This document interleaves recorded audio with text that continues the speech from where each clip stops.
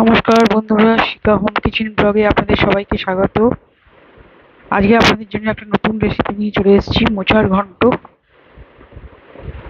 প্রথমে কড়াইতে তেল দিয়ে গোটা গরম মশলা, তেজপাতা ফোড়ন দিয়ে দেবো।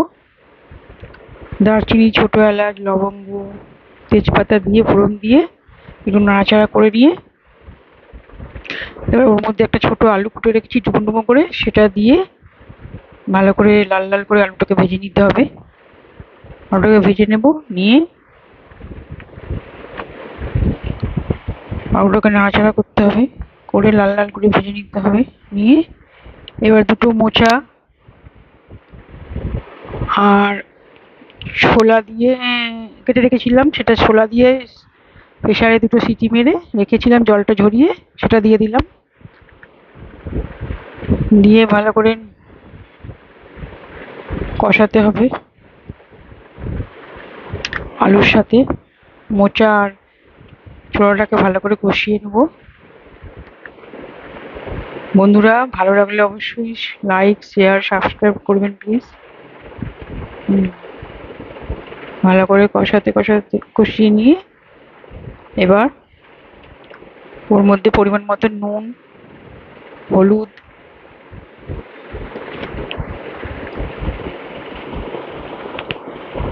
দিয়ে দিতে হবে। দিয়ে এবার আদা বাটা, জিরে বাটা, আমি জিরে গুঁড়ো দিয়েছি, আপনারা চাইলে বাটাও দিতে পারেন। আদা বাটা, জিরে গুঁড়ো দিয়ে ভালো করে মশলা মিশিয়ে নিতে হবে মোচার সাথে।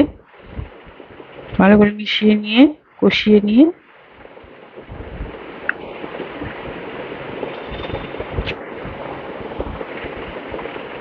কষাবেন। কষাতে কষাতে বন্ধুরা, যদি ভালো লাগে অবশ্যই লাইক, শেয়ার, সাবস্ক্রাইব করবেন। ভালো করে মোচাটাকে কষিয়ে নিয়ে এবার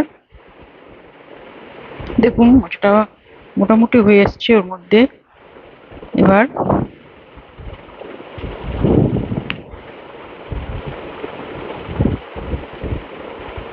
ঘি দিয়ে দেবো, একটু 1 চামচ মতো ঘি দিয়ে দেবো। ঘি আর গরম মশলা। বন্ধুরা, ভালো লাগলে অবশ্যই সাবস্ক্রাইব করবেন প্লিজ। ঘি দিয়ে দিয়েছি, এবার গরম মশলা দিয়ে দেবো। গরম মশলা, ঘি আর পরিমাণ মতন, যদি আপনারা মিষ্টি খান তাহলে একটু মিষ্টি দেবেন। আমি একটু মিষ্টি দিচ্ছি, চিনি দিয়ে দিলাম 2 চামচ। চিনিটা দিলে, মিষ্টিটা দিলে মানে রেসিপির টেস্টটা একটু আলাদা রকম হবে। এরকম ভাবে মোচা খেয়ে দেখবেন, ভীষণ ভালো লাগে। আর কয়েকটা কাঁচা লঙ্কা চিড়ে দিয়ে দিয়েছি, ওটা আপনারা অপশনাল দিতেও পারেন, নাও পারেন। দিয়ে ভালো করে মিশিয়ে নিলেই আমাদের ছোলা দিয়ে মোচার ঘন্ট রেডি। গরম গরম ভাতে পরিবেশন করুন, ভীষণ ভালো লাগবে। বন্ধুরা, ভালো লাগলে অবশ্যই লাইক, শেয়ার, সাবস্ক্রাইব করবেন। আজকের মোচার ঘন্ট রেসিপি একদম রেডি।